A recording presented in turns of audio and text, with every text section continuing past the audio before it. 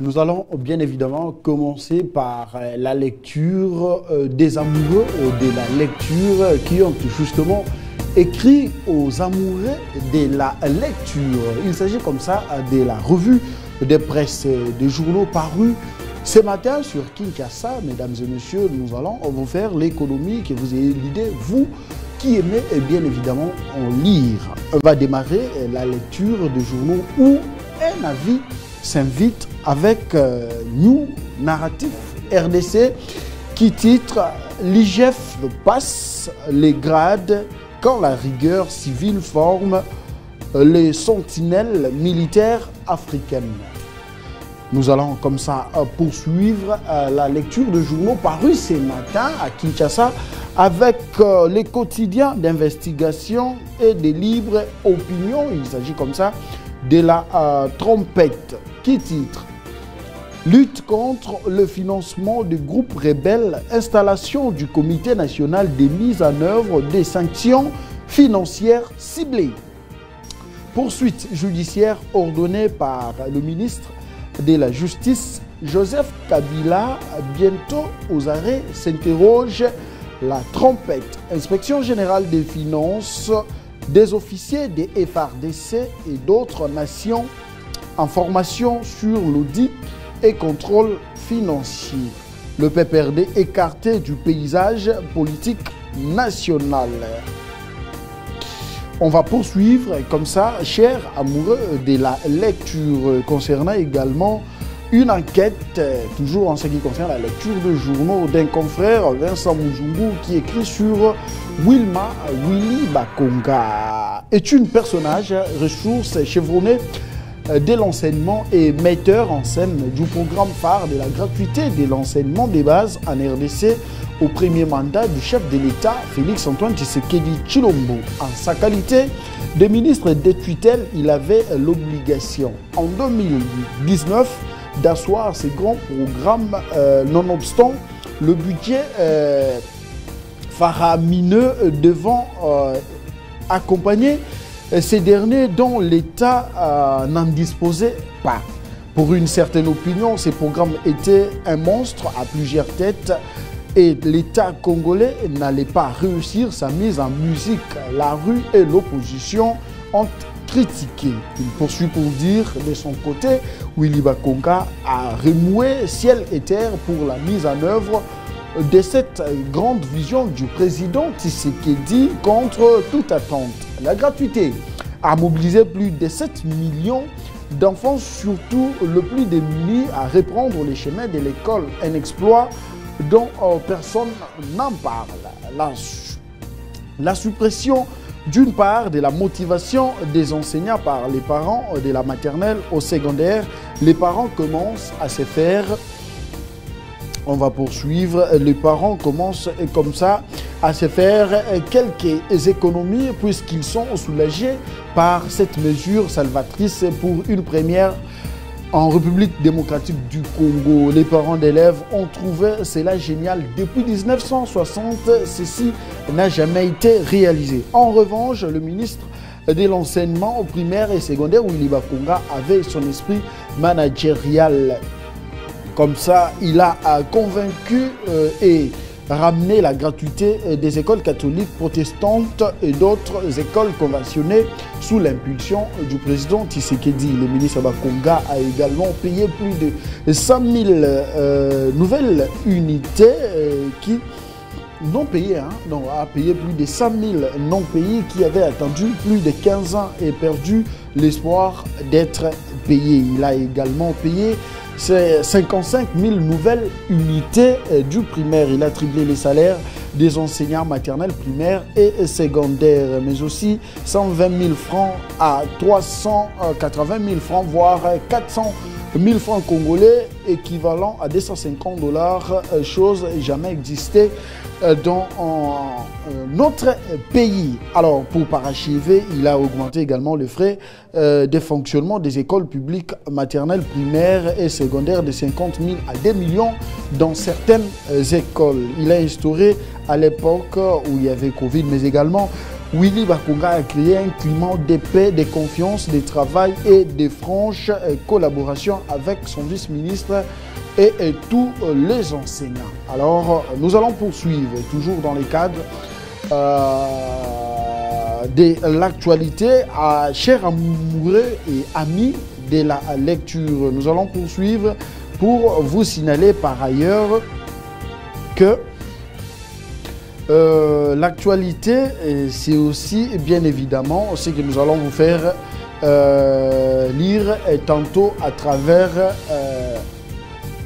cette revue des presses. Grâce à la rigueur et au leadership du directeur provincial, M. Georges Tchatambov, une nouvelle dynamique s'est installée au sein de cette administration non fiscale chargée de collecter et des taxes, redevances et droits revenant à la province du Lualaba sous l'impulsion. Les agents de la DIR non flux observent avec discipline le respect strict des horaires, des services et l'application fidèle des procédures fiscales. Cette rigueur érigée en mode de gestion a permis d'instaurer un climat de travail plus efficace et le plus respectueux des textes. Poursuivons pour vous faire part. En effet, les effets sont visibles. Les assujettis expriment leur satisfaction face à la ponctualité, à l'accueil et à la célérité dans les traitements de leurs dossiers fiscaux. Le respect des procédures fiscales est devenu une priorité partagée, renforçant ainsi l'image d'une administration sérieuse et crédible. Ces progrès remarquables est le fruit de l'engagement personnel de M. Georges Tchatambov dans le sens du devoir, l'exigence, la vision orientée résultat inspire l'ensemble du personnel. Allez, c'est fini pour la lecture des journaux. Un grand merci à la grande équipe qui nous accompagne ce matin, la seule woman en plateau ce matin, Kimbembi Faïda FK. Ça va? Allez, très mignonne ce matin, merci d'être là. Germain Kémé, courage un petit, ça ira. Ce sont les choses qui arrivent dans la vie. Allez, à la régie, il s'agit comme ça des pâtis salés. Merci d'être là. Mesdames et messieurs, bonjour et bienvenue. C'est l'ego de votre émission, c'est politique. Merci de votre fidélité et confiance renouvelée sur les antennes de la 10e rue télévision, particulièrement à cette émission. Merci de nous faire confiance également sur notre chaîne YouTube Congo 60 Télévision. Merci de nous suivre. L'actualité reste dominée par plusieurs sujets d'actualité, mais nous allons nous asseoir plus dans le fédéralisme en République démocratique du Congo. Est-ce opportun? Allez, vous nous aidez avec la thématique, cher Pati. En plateau, chose qu'elle a des invités, je vais devoir recevoir celui qui est venu en premier lieu, Médard Chipadi, Congo positif de Dieudonné Kishi, dans le regroupement progressiste des Sami Badibanga. Bonjour et bienvenue. Bonjour Chris, bonjour à toute la population qui nous suit, n'est-ce pas, déjà à la maison. Bonjour à mon aîné, Kapouya. Je suis encore très content de le revoir aujourd'hui. Et j'aimerais aussi signaler que Congo Positif était le samedi dernier, n'est-ce pas, le samedi passé, en Célé, où il y a eu une adhésion massive, où la population s'était montrée totalement positive par rapport au parti cher à Dieudonné Kishikaza du Congo Positif. Je vous dis, une adhésion massive que vous n'avez jamais connue, n'est-ce pas, en République démocratique du Congo. Alors, j'aimerais aussi continuer à dire aux gens, aux membres du parti, n'est-ce pas, avec qui nous travaillons ensemble, de dire que le meilleur est à venir. Continuons avec cette allure et sollicitons encore beaucoup plus d'adhésion pour que ce grand parti, n'est-ce pas, puisse avancer et demain, pourquoi ne pas aussi diriger la République démocratique du Congo. Merci pour votre invitation. Très bien, merci beaucoup. Kapouya, bonjour, bienvenue. Bonjour M. Mokona, ravi d'avoir arraché cette invitation ce matin. Et je profite pour saluer aussi mon co-débatteur qui est à mes côtés, mon frère Chipadi, et ceux qui sont en train de nous suivre direct et même en différé. Mais à tout seigneur, tout honneur, je salue la diplomatie intelligente, active et gagnante de son Excellence Félix Antoine Tshisekedi Tshilombo. Et aujourd'hui, le peuple congolais est en train de comprendre où est-ce qu'on venait, où est-ce qu'on est et où est-ce que nous sommes en train de se diriger. On se dirige vers la terre promise, vers la libération, vers la joie qui nous a été arrachée par l'AFDEL en complicité avec l'homme occidental qui voulait balkaniser, qui avait l'envie l'intention de tuer et d'exterminer le peuple congolais, à l'occurrence là à l'Est, pour s'imposer et couper en morceaux notre pays en quatre parties. Et ça fait maintenant de plaisir, une immense joie auprès des Congolais d'avoir découvert qui est pour les Congolais et qui ne l'est pas. C'est cette diplomatie gagnante, intelligente et active qu'on est en train de parler aujourd'hui. Bien habillé ce matin, encore significatif, hein? Oui, c'est un symbole traditionnel. Aujourd'hui, on est en tradition de notre pays parce qu'il y a beaucoup de choses que les Congolais sont en train de voir, de parler, de raisonner. Les léopards, hein? Oui, pour la libération. Les de la République démocratique du Congo, hein, l'animal fétiche, hein, de la RDC. Justement, ce n'est pas n'importe quel animal qu'on est en train... Qu'est-ce qui vous fait rire?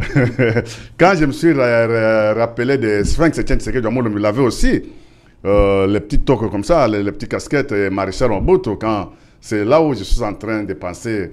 Quand j'ai dit justement. Allez, très bien. Merci de nous suivre, chers téléspectateurs. L'actualité, c'est aussi des nouvelles nominations au sein de l'administration quinoise. Il vous souviendra que ce week-end, les patrons de la ville, Daniel Bumba Lubaki, avait nommé les directeurs généraux et directeurs généraux adjoints sur lesquels il compte s'appuyer pour réussir son mandat. Il s'agit de M.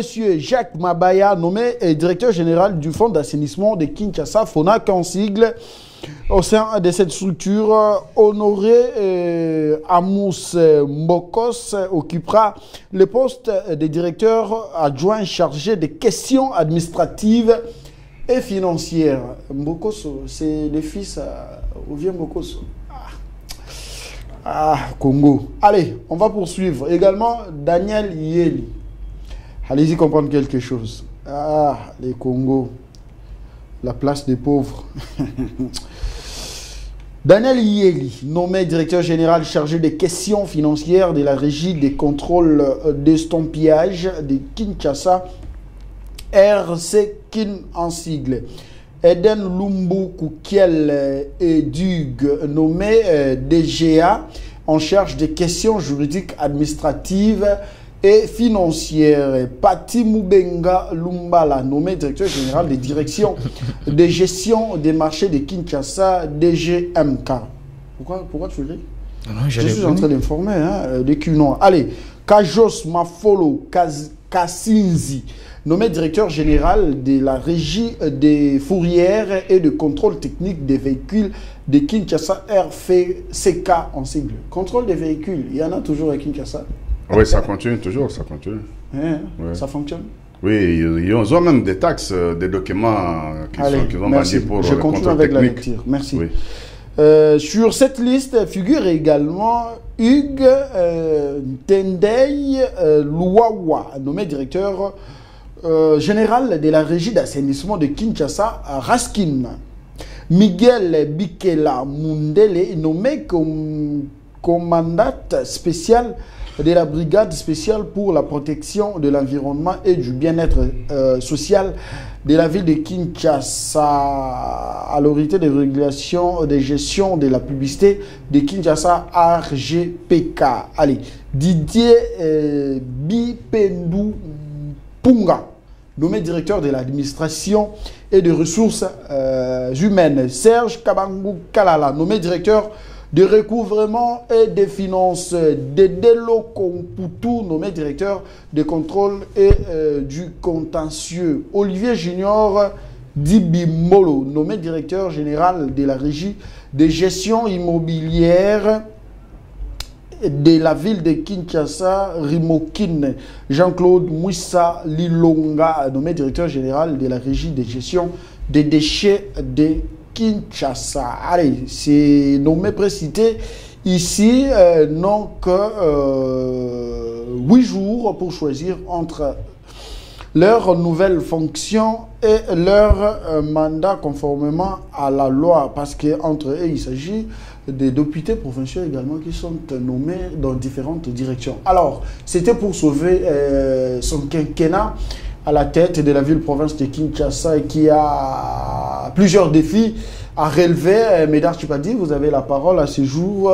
Voyez-vous, Bumba s'est lancé dans la dynamique de bien vouloir relever les défis sur Kinshasa avec plusieurs problèmes qui nous entourent, surtout quand il y a pluie. Ces derniers temps, en tout cas, nous dormons avec un œil attentif pour ne pas s'attendre à des résultats pas corrects.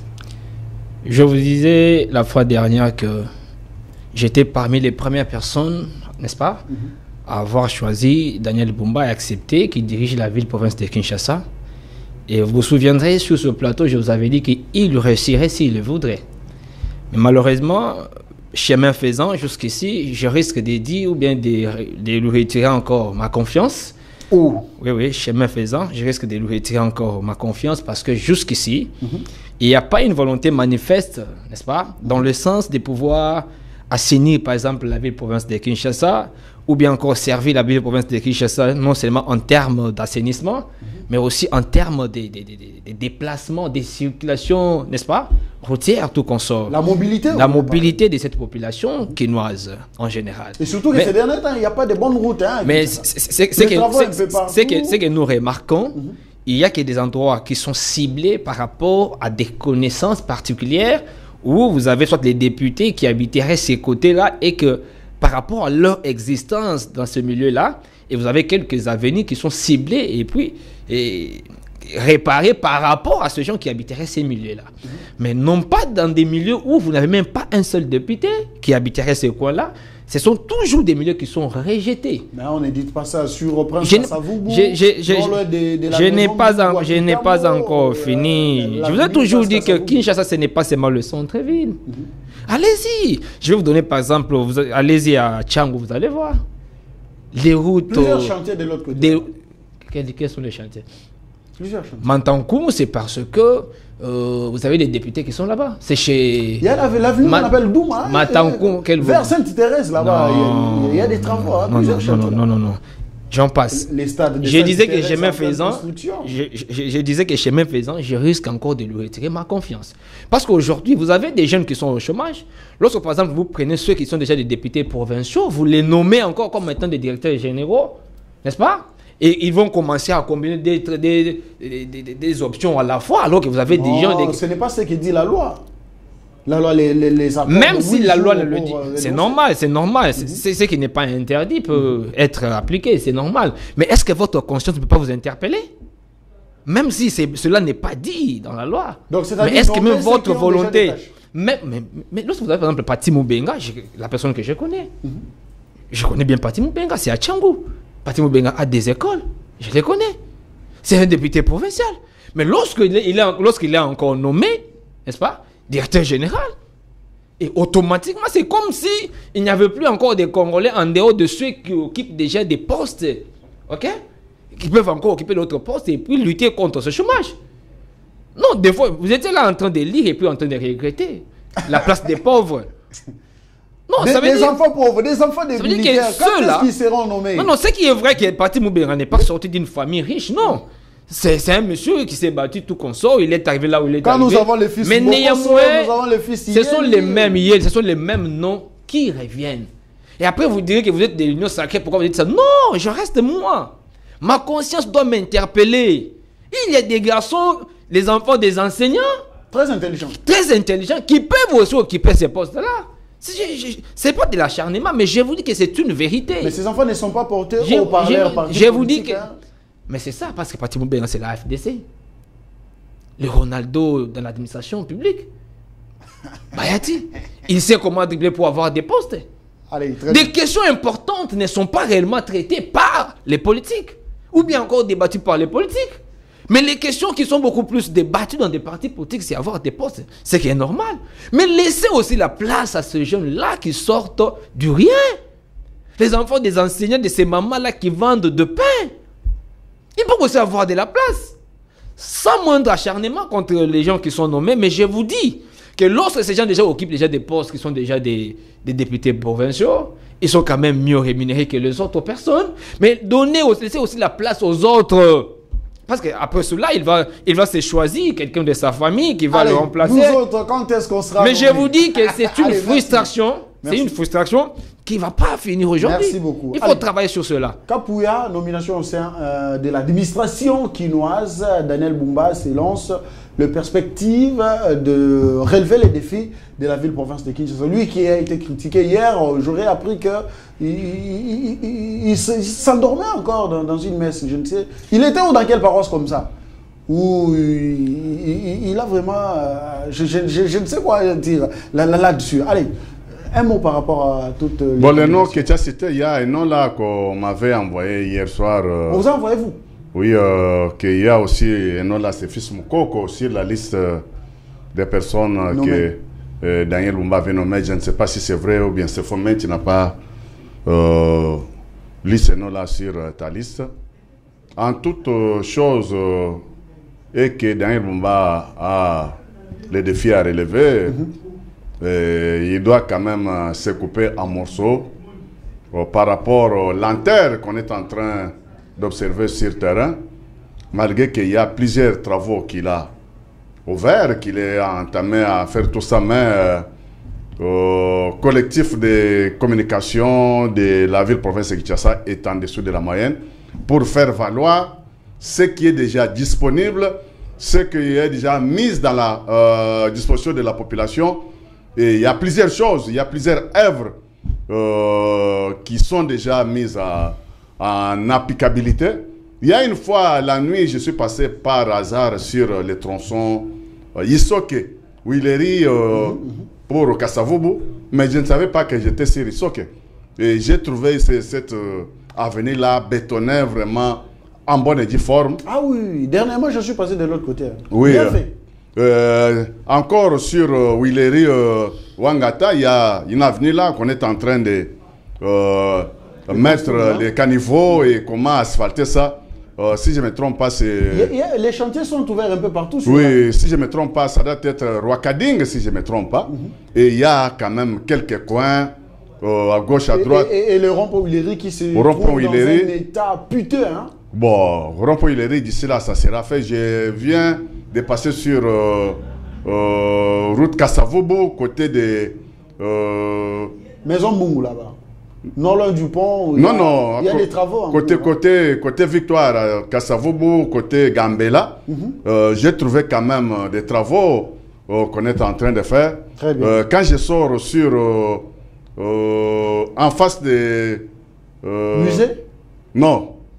En face du musée, sur Triomphal, il y a également... Justement, en face du musée sur Triomphal, quand tu entres vers Victoire, il y a aussi des travaux à gauche, à droite. Les chantiers sont un peu partout. Daniel Bumba s'est lancé les défis, en tout cas, de revêtir Kinshasa avec des belles routes, hein, surtout praticables. Mais quand vous prenez l'avenue Kasavubu, dans son tronçon compris entre Kinmarché, à Matongé, jusqu'au pont Gabila, ça se trouve également dans... Non, nous attendons Daniel Bumba sur les tronçons rond-point Willery vers Bon Marché, sur Flambeau. Il y a Flambeau, il y a Kabambare. Kabambare, c'est cette tronçon-là qu'on est en train d'attendre. Cabine. Surtout Cabine. Les trois avenues-là. Non, Cabine, ils ont déjà débuté. Kabambare et... C'est presque toutes les routes de Kinshasa. Il y a encore des défis à relever. Allez, vous avez notre chance, notre confiance. C'est question aussi de liquidité. C'est question aussi de liquidité. Tout doit être programmé. Ce n'est pas par bâton magique, vous réveillez le matin, pas directement. Vous commencez à changer les choses, à financer les entreprises qui sont animées de nos rangées de routes et ce qu'on sort. Non, ça demande des finances. Nous déplorons ici, c'est la qualité de ces dites routes, hein, nouvellement construites et réhabilitées, c'est que ça ne perdure pas. Une fois réhabilité, le même nid de poule revient et du coup, ça fait très mal. Oui, c'est comme ça que nous voulons que toutes nos routes qu'on est en train d'asphalter, soit d'aménager maintenant, que ça prenne le système de ce que nous disons béton. Là où on bétonne la route... La qualité de construction. Là où on bétonne la route a une très longue durée. Différemment avec le goudron et la ville, la province de Kinshasa est marécagée. Et le volume de goudron, soit de l'asphaltage, n'est pas à mesure de supporter l'humidité. C'est comme ça que tu vois, 2 ou 3 jours après, on revient toujours sur les cases de départ. J'aurais même appris qu'il n'y a pas aussi les suivis. Mais mesdames, vous avez la parole. J'aurais appris que dans la construction, soit de réhabilitation de routes, dans différents chantiers sur Kinshasa, il n'y a pas vraiment les suivis auprès des autorités parce que les ingénieurs commis à ces travaux, certains sont en train d'utiliser les barres de fer qui ne répondent même pas. Hein. Il y a des petits barres de fer là qui ne répondent pas aux normes de construire des bonnes routes. Hein. J'aurais appris ça. Ça fait très mal. Hein. J'ai vu ça. On est en train d'utiliser les barres de 8. Et pratiquement les barres de 8 ne sont pas... Vous qui avez plusieurs chantiers sur la ville, est-ce que voyez-vous les barres de 8 là tenir? Les barres de 8 en réalité ne peuvent pas être utilisées pour, n'est-ce pas, des routes comme ça. Et d'ailleurs même pour couler du béton, n'est-ce pas, des routes des chaussées, souvent on utilise même les barres de 10. Ok. Mais juste... même de 12, hein. Des 12, c'est juste pour les sockets, les socles, et puis les colonnes, tout ça. Je ne connais pas grand-chose. Je ne suis pas du domaine, mais par rapport à l'expérience, je crois que je connais quand même un certain nombre de choses par rapport à cela. Parce que dans la vie, on a eu quand même à faire cela comme des chantiers. Les barres de 8 ne sont pas... Ce n'est pas vraiment approprié pour ce genre de travaux. Mais malheureusement, les Chinois qui sont là, je ne sais pas si réellement dans cette équipe-là, il y a des commissaires publics, n'est-ce pas, pour, n'est-ce pas, suivre ces travaux de près.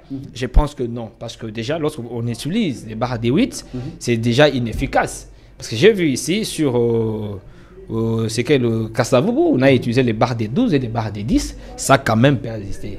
Mais avec le barre de 8, c'est utilisé beaucoup plus pour ce qu'on appelle les étriers, n'est-ce pas, les trucs qu'on fait là, pour mettre des colonnes. Mais les barres de 8 ne sont pas vraiment appropriées.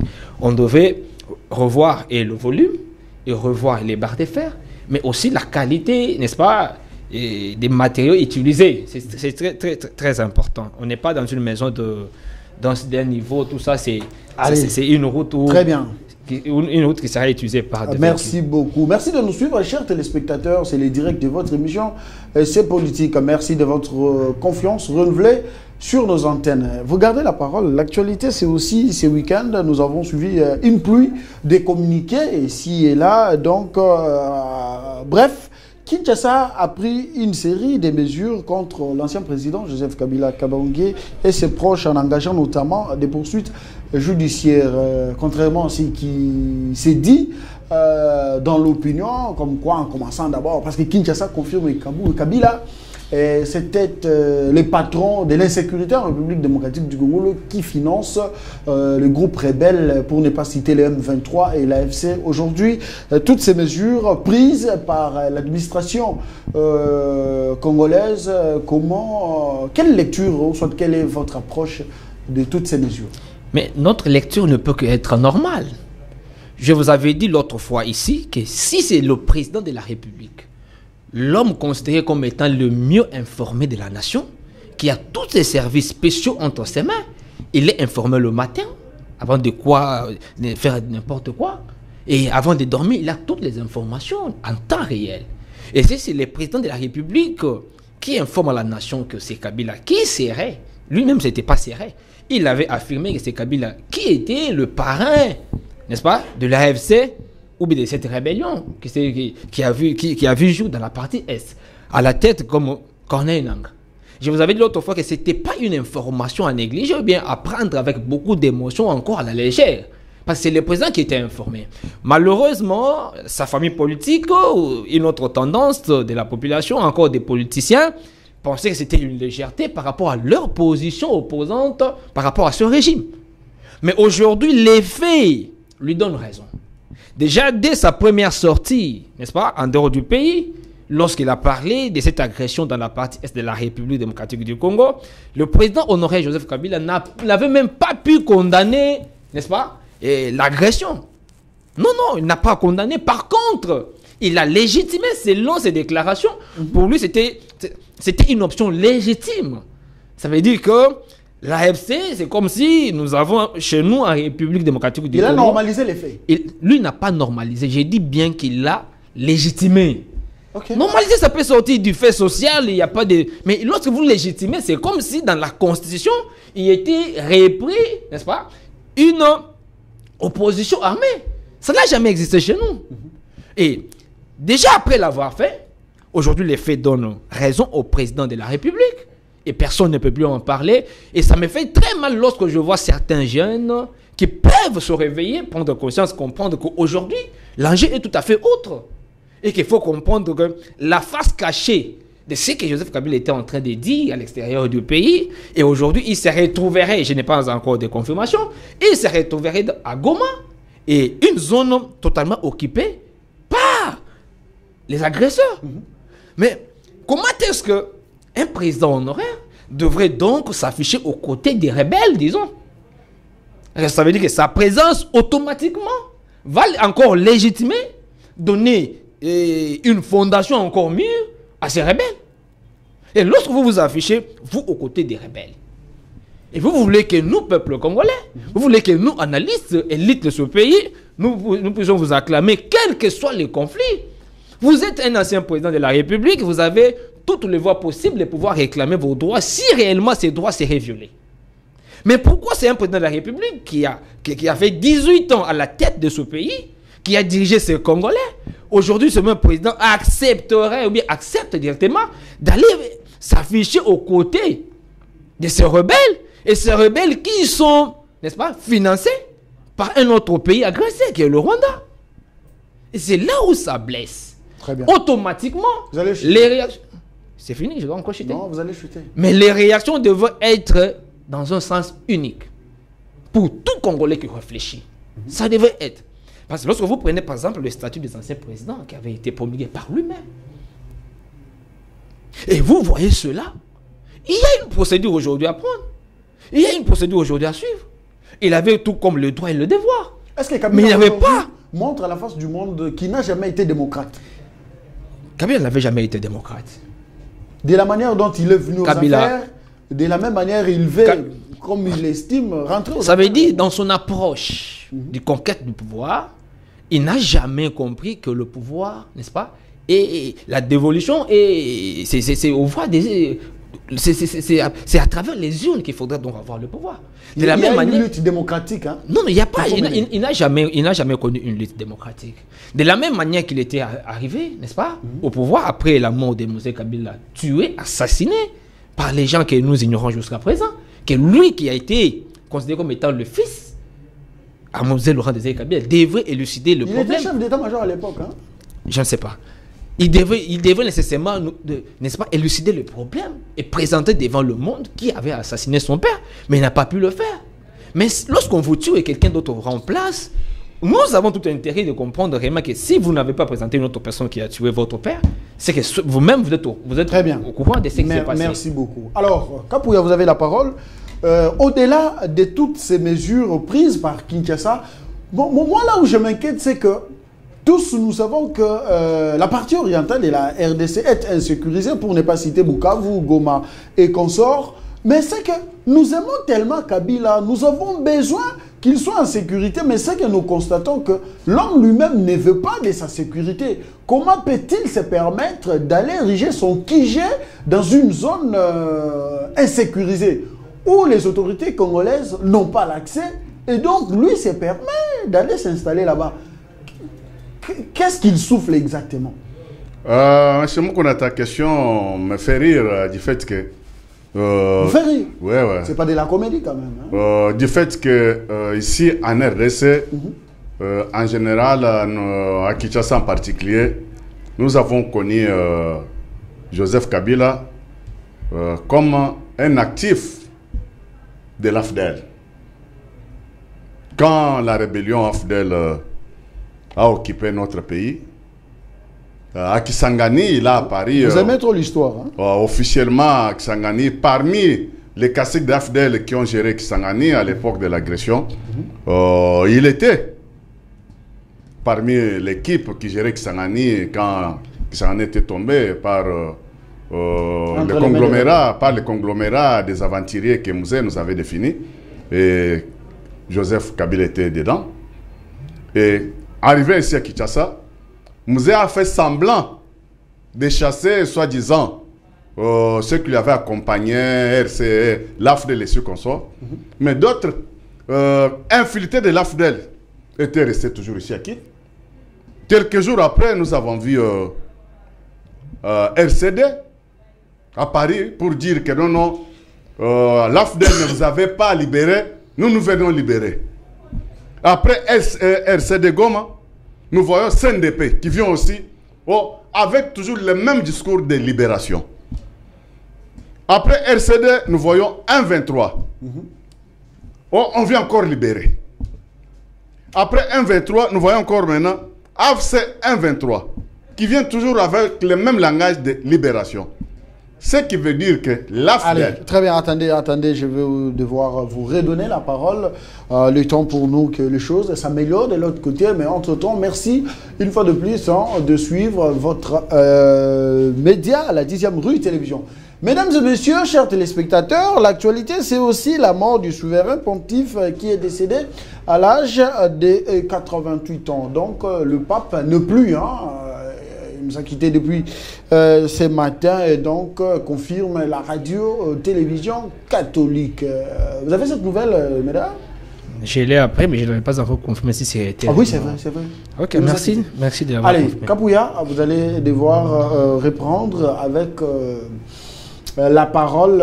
Je le disais tantôt, l'actualité, c'est aussi la mort du souverain pontife. Allez, paix à son âme. L'Église va continuer, comme toujours, parce qu'il y a plusieurs serviteurs de Dieu au sein de cette Église. Alors, vous disiez tantôt Kabila, qui faisait partie de l'AFDL, et aujourd'hui, la manière dont il est en train de faire les choses prouve à suffisance que l'homme n'a jamais été démocrate et il a toujours ces sons-là de la rébellion, des tueries et tout ce qui va avec en lui. Oui, c'est là où je dis que Kabila a tiré sa légitimité dans cette organisation-là que nous avait définie conglomérat des aventuriers. Et quand ça changeait toujours les noms, mais c'était toujours même philosophie, c'était toujours des mêmes personnes, même équipe, même conglomérat, même, on peut dire, coéquipier, et même idéologie, même amitié, même camaraderie, c'était toujours des mêmes personnes. Et quand d'autres personnes parlaient, lui donnaient le pouvoir pour dire que non, il est le père de la démocratie, on voulait lui comparer avec Sphinx Etienne Tshisekedi Mulumba. Pour nous, ça nous faisait rire. Malgré que c'était sous pression, quand on a vu, il a accepté de faire, d'organiser des élections et 2006, faire... et puis, non, quelle élection de 2006, ça c'était une manière que l'Occident voulait qu'il soit légitime pour leurs intérêts égoïstes. En 2006, il n'y avait pas des élections, on savait mieux que c'était... Mais quand même, c'est une voie, peu importe la manière qui nous a amené à ce jour à voir... Non, c'était pour c'était toujours pour légitimer cette rébellion. Comme Sphinx nous disait toujours que non, non, l'homme occident a son candidat dans la poche. Et en 2006, nous connaissons tous que non, non, c'est Jean-Pierre Memba qui a été élu on va parler de la thématique. Comme président. En 2011, c'était Sphinx qu'on avait volé son électorat, soit son impérium. Et en 2018, il croyait que non, non, son excellence Félix-Antoine Tshilombo, c'était le moindre. À tout moment, il peut être déstabilisé, il peut être démis de ses fonctions, soit par coup d'État constitutionnel, soit par coup d'État militaire. Ils avaient plusieurs cartouches qu'ils croyaient que non, non, ils doivent le faire comme il a été surnommé Lingia Pamba, que c'est Kabila qui gère le pays, qui est le PCA de ce pays. Mais ils ont oublié que non, le fils d'un Koyi, il reste toujours un Koyi, parce qu'il a appris comment noyer les poissons dans l'eau. Dans leur famille, auprès des Sphinx. Et je parle sur les nouvelles de... Vous ne savez pas vous arrêter quand... Je parle sur les nouvelles de souverain pontife. Il s'est montré que c'était une grande personnalité.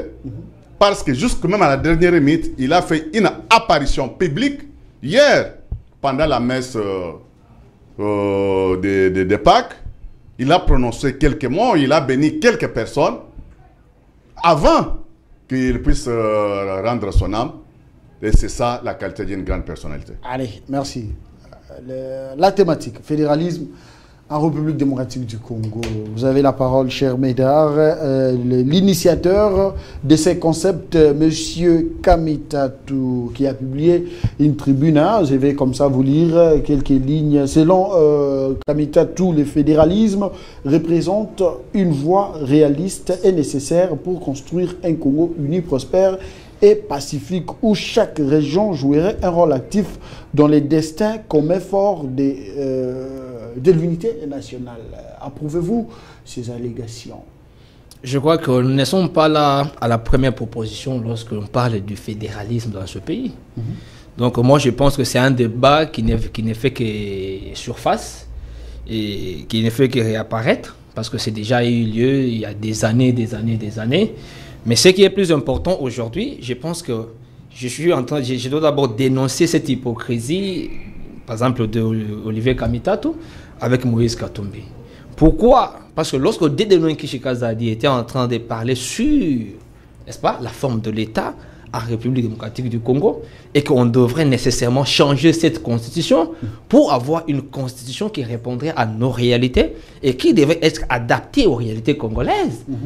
Ils étaient les premiers à faire du chantage. On ne peut pas changer des constitutions, on ne peut pas avoir une constitution. Si Tshisekedi ose, selon eux, c'était une ligne rouge.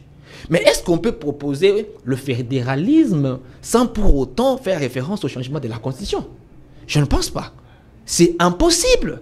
Donc, tout celui qui vous parle déjà du fédéralisme, ça veut dire qu'il est d'accord avec nous aujourd'hui qu'il faudrait aujourd'hui un nouvel plutôt ordre constitutionnel. Parce que le fédéralisme, c'est-à-dire que nous devions donc avoir une constitution fédérale. Vous allez prendre la RDC qui doit devenir un pays fédéral, la République par exemple fédérale de la RD du Congo, mais vous aurez des entités, soit des provinces que vous aurez avec toute autonomie, avec un aspect juridique aussi important. Vous voyez, il y aura quelques principes, la participation, tout consort. Mais je pose la question à Kamitatou. Quelle est la vraie motivation? Est-ce que la vraie motivation aujourd'hui, n'est-ce pas, de basculer sur, ou bien à un État fédéral, quelle est la vraie motivation? Elle vient de lui-même ou bien... Ça ne vient pas de lui. Ça lui a été imposé. Non, ça ne vient pas de lui. Je vous dis, quelle est la vraie motivation? Comment Parce que je vous informe, est-ce que réellement dans un pays où on attend tout du président de la République, même lorsqu'il y a coupure de l'électricité dans nos quartiers, c'est le nom du président de la République. Parce que c'est lui qui a été élu. Hein? Mais attendez, j'y arrive. Ça doit être graduel. On ne peut pas directement aller à la forme sans pour autant avoir vu d'abord le régime. Que ce soit le fédéralisme, que ce soit l'unitarisme, c'est le deux formes qui peuvent aussi nous aider à organiser le pays, à organiser notre État, ce n'est pas un problème. Mais j'aimerais savoir quelle est la vraie motivation. Je vous informe que dans ce pays, il y avait déjà eu une constitution fédérale qui avait déjà été mise en place en 1960. Lorsque vous prenez 1960-1965, est-ce que vous savez que l'ONU avait mis en place une commission pour la constitution? Et cette constitution qui avait été écrite, à la tête de cette commission, il y avait Marcel Yaou et il y avait un monsieur là qui était le président du Sénat à l'époque. Une constitution avait été écrite par rapport à un État fédéral. Et aussi à la conférence souveraine. Une constitution aussi avait été écrite par rapport à cette nation fédérale. Mais pourquoi cela n'a jamais eu lieu? La vraie motivation, c'est quoi? Aujourd'hui, c'est le régionalisme qu'il faudrait donc imposer, ou c'est le séparatisme qu'il faudra donc imposer? Parce que le débat n'a pas commencé aujourd'hui. Est-ce que pouvons-nous parler du fédéralisme dans un pays où d'abord, n'est-ce pas, la population attend tout du président de la République? Lorsque dans votre quartier l'électricité est coupée, on cite le nom du président. Lorsqu'il y a les transports qui ne marchent pas, la circulation de la mobilité, le nom du président. Mais vous êtes dans un pays où vous avez un régime semi-présidentiel et les autres pouvoirs, pardon, permettez-moi le fil d'idée. Mais vous avez d'autres pouvoirs qui apparaissent apparemment nuls. Est-ce que vous avez déjà vu les gens réclamer le Premier ministre dans ce pays, le président de l'Assemblée nationale? Non. Au moins en cas de détournement. Mais les gens ne voient que le président. Mais moi, je pense qu'en premier lieu, revenons d'abord le régime. Parce que tout le monde attend tout du président de la République. Alors, donnons à un président de la République beaucoup plus de pouvoir. Même si après le régime présidentiel... Il en a déjà. Non, il n'a pas beaucoup. Il n'a pas tout le pouvoir. Je vais vous donner un cas. Vous savez que par exemple au Rwanda, pour déclarer la guerre, le président de la République déclare la guerre et par après il appelle les deux chambres pour leur informer. Mais chez nous, pour avoir juste une telle décision, il faudrait d'abord qu'il y ait le congrès, consulter tout consort pour prendre la décision. Mais en même temps, vous êtes déjà attaqué. Je vais vous donner un autre cas. Vous savez qu'aujourd'hui, pour enlever les immunités, par exemple, du président honoré Joseph Kabila, il faudrait donc passer par le congrès. Mais ces deux pouvoirs-là, législatif et judiciaire, sont apparemment non apparents. Mais le peuple attend tout du président de la République, je pense. Avant d'aller dans la forme, commençons d'abord par revoir d'abord ce régime. Laissez-moi vous relancer. Parce que sinon, si nous basculons dans un État fédéral aujourd'hui facilement, avec tout ce que nous avons, nous tombons dans ce piège qu'avait décrié même Lumumba à son époque. Laissez-moi vous relancer. Quand vous dites que nous sommes dans une nation où, quand il y a coupure d'eau, coupure d'électricité, tout le monde crie au président de la République, vous ne voyez pas que les concepts du fédéralisme viennent justement décharger les chefs de l'État dans le sens d'autonomiser nos provinces? Parce qu'aujourd'hui, il se pose également la problématique des rétrocessions. Vous voyez, les provinces productives de plusieurs recettes aujourd'hui attendent la rétrocession qui, des fois, ne répond pas, n'est pas à la hauteur des problèmes de toutes ces entités territoriales décentralisées. Quant à ce fédéralisme pouvait notamment changer les choses en autonomisant ces dites provinces. La clé de chaque forme de l'État, ou soit l'organisation d'un État, c'est d'abord la culture politique. Ce n'est pas le fédéralisme qui poserait problème. Ce n'est pas encore l'unitarisme qui poserait problème. Parce que nous sommes un État unitaire aujourd'hui. Mais néanmoins, vous avez la rétrocession, vous avez des provinces. Qui ne répond pas à la hauteur des problèmes de provinces. C'est là où nous y arrivons. Vous savez déjà que ce problème, en 918, un décret royal qui avait été signé par le roi belge à cette époque, avait aussi connu un problème. OK? Et on a divisé, à l'époque, le roi avait divisé le 22 districts qui existait à cette époque-là en 4 provinces. Mais vous savez quel était le comportement de ceux qui dirigeaient les provinces? Ils ont imposé les régionalismes, ils ont commencé plus à défendre les intérêts. Mais la Belgique dont vous faites allusion est aujourd'hui un État fédéral. Attendez. Ils avaient commencé plus à voir la province que l'unité de la nation, ou bien le pouvoir central qui était marginalisé. Même Joseph Kabila est passé par là. En subdivisant, nous laissant 26 provinces, vous savez, ça veut dire quoi? C'était une manière de renforcer le pouvoir central. Quand Mitatou, qui parle aujourd'hui de l'État fédéral, il était à l'Assemblée nationale, en aucun jour, il n'avait jamais proposé un État fédéral. J'ai dit, je répète, ce n'est pas seulement l'État fédéral ou encore l'unitarisme qui va nous amener au développement. Vous allez chuter. Mais le problème ici, nous ne sommes pas contre cela. Mais j'ai dit, nous devons cesser plutôt avec cette hypocrisie. On ne peut pas aujourd'hui proposer, n'est-ce pas, le fédéralisme. En même temps, vous ne voulez pas du changement de la Constitution. C'est hypocrite. Ça, c'est le premier niveau. Je pense qu'il faudrait commencer par le régime. Et après voir dans sa tribune, il a fait mention de la nouvelle Constitution également. Mais pourquoi il avait refusé? Au début, lorsque nous étions dans ce débat du changement de la Constitution, ils ont refusé. Mais aujourd'hui, il revient nous rejoindre. C'est pour dire, il s'agit là juste de l'hypocrisie que nous ne voulons pas aujourd'hui. Nous disons, il y a lieu, n'est-ce pas, de changer le régime, changer la forme de l'État, réorganiser autrement cet État. Ça peut nous amener au développement. Mais le plus important, c'est d'abord la culture politique qui ferait à ce que, n'est-ce pas, l'État puisse avancer. Les débats sur le fédéralisme continuent à avoir de la place au sein de l'opinion en République démocratique du Congo. On en parle, chers téléspectateurs. Merci de nous suivre. Fédéralisme, un concept venu de l'ancien président de l'Assemblée nationale. Nous citons Kamitatou Olivier, qui nous suit certainement depuis quelque part.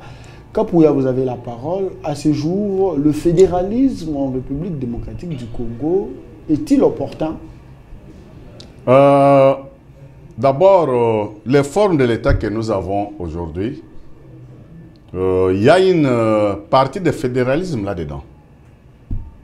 Parce que nous sommes dans les formes de l'unitarisme fortement décentralisé.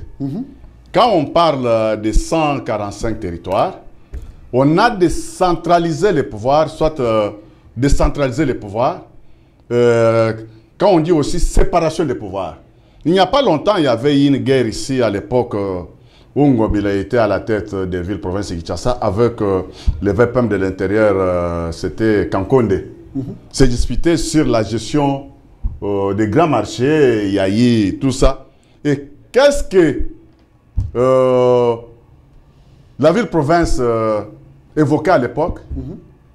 Il tenait sur le propos qu'il y a ce qu'on appelle séparation des pouvoirs. Très bien. Le pouvoir n'est pas centralisé au total par le gouvernement central, mais c'est fortement décentralisé, là en dessous, à gauche, à droite. Après avoir fait des analyses, j'ai apprécié le dire de Olivier Kamitato, parce que maintenant ils sont d'accord pour le changement de la Constitution. Et je demanderai aux députés... Avec un prétexte, hein, attention. Je demanderai aux députés de nous faire retourner encore... Finissons d'abord la guerre. De nous faire retourner encore dans les débats qu'on avait avant que... Mais tu sais, cette guerre que Nanga et consorts ont en train de tuer, de massacrer, aujourd'hui on voit Joseph Kabila qui est allé s'imprégner directement, soit se mixer avec M23. C'était par rapport au dire de son excellence non, qui m'empêchera de changer la constitution de mon pays. Tout est venu de là qu'il n'a pas le droit de toucher à la constitution. Mais Kamitato nous retourne encore dans le même débat de changement de la constitution. Comme il est aussi dans ce camp-là, Kamitato aujourd'hui, il est le porte-parole de Kabila. C'est une grande personnalité dans ce camp. Moi, je te dis que Kamitato aujourd'hui, il est le porte-parole de Kabila.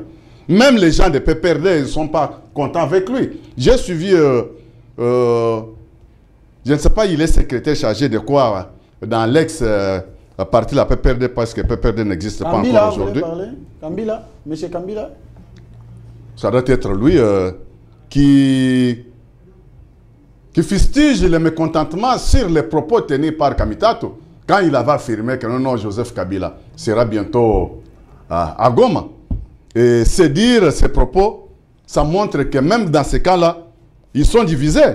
Il a dit que non, ça c'est les propos affibulatoires, soit la fibrillation du gouvernement. Voyez-vous le fédéralisme résoudre le problème des Congolais? Parce qu'il va falloir souligner ici, par ailleurs, que nous avons des provinces qui n'ont pas assez, qui ne sont pas assez génératrices des moyens financiers. Alors, une fois instauré ce système du fédéralisme, est-ce que voyez-vous ces provinces-là être en mesure de développer leur politique de développement?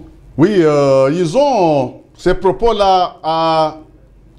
Il a les idées derrière la tête, à l'agenda caché. Je reviens encore sur ce que mon co-débatteur a dit, Tshisekedi. En 1960, quand on parlait du premier régime du président Kassavobo, ils ont trouvé une constitution qu'on appelle la constitution de transition. Sur le 160e article de cette constitution, on parlait là-bas de ce qu'on est en train de discuter aujourd'hui de fédéralisme. 64 jours après l'indépendance, il y a eu une révolution à la Katanga. Nos frères la Katanga demandaient l'autonomie, demandaient ce qu'on parle aujourd'hui de fédéralisme. Vous voulez parler de la sécession katangaise? Mais la cause, c'était la demande de fédéralisme, cette sécession.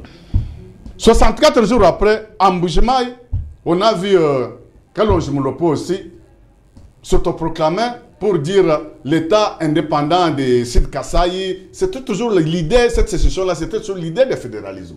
Mais quand Mobutu a accédé au pouvoir, il a vite compris que si je laisse les Congolais avec cette idée-là de mettre en pratique l'agenda caché de l'homme occidental, qui a besoin de nous couper le pays en 4 morceaux, et le pays sera divisé et le Congo va disparaître, il s'est imposé pour bannir, pour fermer toutes les portes des assemblées provinciales à l'époque. Allez. Pour citer,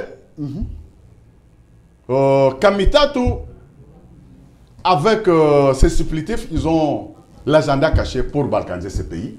Ils veulent pousser la population des coins qui est déjà récupéré par, occupé par M23, et Kabila et consorts, de s'autoproclamer comme des partis sinistrés, soit de parler qu'ici, nous voulons le fédéralisme, nous voulons être indépendants. Merci. Et ça ne passera pas avec leur vision et leur manière de faire passer les choses. On a compris ta position. Tu es contre le fédéralisme en République démocratique du Congo. Vous êtes pour ou contre? Écrivez-nous. On va lire votre message en direct, même si nous sommes déjà en train de chuter dans cette émission. Chipadi, vous avez la parole. Quand Kamita te poursuit pour dire que la décentralisation promise par la Constitution de 2006 est restée inefficace. Les provinces dépendent toujours de Kinshasa pour leurs ressources et décisions. Face à l'échec du modèle unitaire, il propose une fédéralisation basée sur 6 grandes régions historiques, dont nous citons Oriental, Équateur, Congo, Kasaï, Katanga et les Kivu.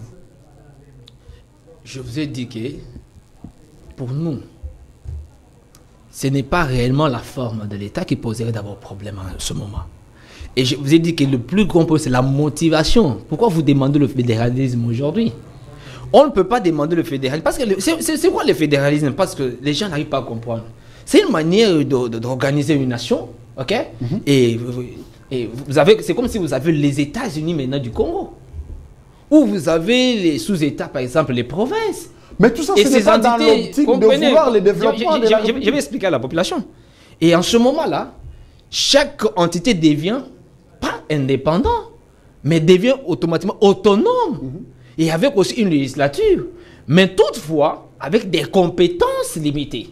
Très bien. Vous allez commencer à vous référer à une constitution fédérale.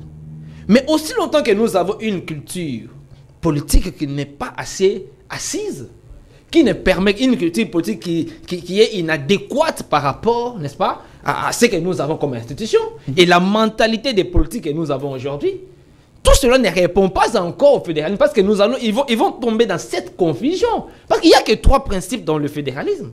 Vous avez la coopération, vous avez la participation. Dans la participation, chaque État qui soit, par exemple, vous savez, aux États-Unis, la Californie a toujours été considérée comme l'État le plus riche, non? Avec le PIB très considérable. Mais en aucun jour, vous entendez Californie vous dire que voilà, nous sommes indépendants, tout qu'on sort. Non. En ce moment-là, il faudrait donc avoir une armée unique. Ok? Et cette armée unique qui doit se référer, n'est-ce pas, à l'État fédéral et non à une entité autonome. Mais avec cette mentalité, avec le AFC qui arrive, avec les Kabila qui arrivent, qui pensent que le Grand Katanga serait toute la réserve de la République démocratique du Congo, d'autres provinces n'ont pas de... Parce que c'est ça le débat. Le débat a commencé avec les Tchombe, avec Konakat. Konakat, ça veut dire Confédération des associations du Katanga. Où ils pensaient que tout le monde avait les yeux braqués que sur les minerais du Grand Katanga. Et comme ils ne voulaient pas du Grand Katanga, ils voulaient assez que, comme il l'a dit là, il revient sur le même problème, 6 régions. Et d'ailleurs, à l'époque, c'était 4 régions proposées par des professeurs belges. Il revient avec la même chose. Mais c'est quoi la mentalité? Nous allons imprimer le séparatisme. Nous allons tomber déjà dès que, si aujourd'hui nous acceptons de faire le fédéral, avoir l'organisation fédérale, c'est-à-dire que directement nous tombons dans ce que moi je peux appeler une semi-balkanisation. Déjà par rapport à cet esprit. Et vous verrez que les Katangais vont prendre leur parti, les autres vont prendre leur parti. J'ai fini en disant ceci. Le problème aujourd'hui, d'abord, ce n'est pas d'abord ce que vous dites. Le problème, c'est que même avec l'unitarisme, nous pouvons organiser ce pays et avoir, n'est-ce pas, un autre élan par rapport à ce que vous voulez nous proposer. Merci. Kapouya, les derniers mots. Le dernier mot, je dis que même les pays occidentaux que tu es en train de parler, qui appliquent le fédéralisme comme États-Unis et consorts, là aux États-Unis, il y a toujours des personnes qui veulent que chaque État devienne autonome. Tous les États deviennent un pays à part, en entier. Mais ça ne marche pas toujours. Merci. En Espagne, la même chose. Soyez calme. Hein? Et je verrai que le frère qui est devenu communicateur de Kabila, Olivier Kamitatou, cesse à chercher comment légitimer des personnes qu'on appelle Katagatanga, nos frères là qui veulent toujours des Katagatanga, c'est dire que nous tout les personnes là qui veulent que le Katanga soit... Ne vous agitez pas surtout. Le Katanga soit un État à part, ils veulent légitimer ça. Très bien. Qu'ils cessent à rêver des beaux. Merci. Le temps a déjà évolué. Mais aussi, on ne va plus revenir à ça. Pardon Chris. Moi, je penserais que, comme ils sont d'accord pour le changement de la Constitution, aujourd'hui, moi, je pense que le débat peut encore faire surface. Finissons d'abord la guerre. Mais non. Ce n'est pas un problème. La guerre va finir. Parce qu'ils le veulent déjà. Ils veulent des... Nos des Américains viennent pour finir la guerre. D'ici, dans 4 matins, ils seront dans nos mines pour finir la guerre. Merci. Et faire l'association, soit plusieurs bonnes choses que des Américains nous amènent. Si le secteur public et privé, c'est une bonne chose. Je salue Georges Tchatambo. Le directeur provincial. Le directeur provincial, il a fait plusieurs bonnes choses là-bas avec ce qu'il a poussé à mobiliser les recettes. Vous l'avez connu. Mais moi, je suis de là-bas. J'ai mon quartier général là à Impala, sur la grande poste de là-bas. Vous êtes partout. Hein. Et j'ai une grande base aussi à Djilungu. Et si on arrive avec toi à Kassai Central, à Kananga, j'ai une très grande base. Merci. Si on arrive en Boujima, au niveau de la poste, j'ai une grande base. Sans oublier à Chileng. J'ai même une très grande base à Chileng en Boujima. Vous devenez indiscipliné, hein, c'est pas bien. Il faut respecter les présentateurs. Merci. N'oublie pas que je suis membre de l'UDPS. L'UDPS ne veut pas dire le désordre. Merci. Okay. Je salue tous les combattants et militants de l'UDPS. Hein. Je salue son secrétaire général. Non, laissez-moi saluer le secrétaire général de l'UDPS. Augustin Kabouya. Je le salue. Il bénéficie toujours de la confiance du chef de l'État. Non, il bénéficie de la confiance du chef de l'État. On les salue. Mon général, allez, big up. Nous allons comme ça souhaiter un heureux anniversaire à Nadia Pemba depuis la France, de la part de Gilda Kabwenge aussi en France. Je réitère également le souhait à un frère qui vient juste avant moi, fils Zolu, fils écossais. Joyeux anniversaire à toi, tu me suis certainement depuis ta résidence en Galiema. Et donc, merci fils écossais. Je salue ma fille Daniela Kabanga, je salue... Stella Mwaka, pourquoi pas aussi l'autre là, comment il s'appelle, j'ai perdu son nom, bon ça viendra. Madame mon épouse qui m'a suivi avec une attention soutenue. Merci. Voilà, c'était un plaisir de vous servir en ce jour, en ce premier jour du début des semaines. Merci de votre fidélité renouvelée sur les antennes de la 10e rue Télévision FK. Merci d'être là. Pati Saleh, merci d'être là. Mon directeur Zed Moukoko, je vous salue dès là où vous nous suivez. Devel Matondo, je vous salue à la direction commerciale. Allez, le directeur général Jean-Pierre Kamba, je vous salue également. On se retrouve demain pour un autre numéro et d'autres invités entre-temps. Allez, à ce plus tard.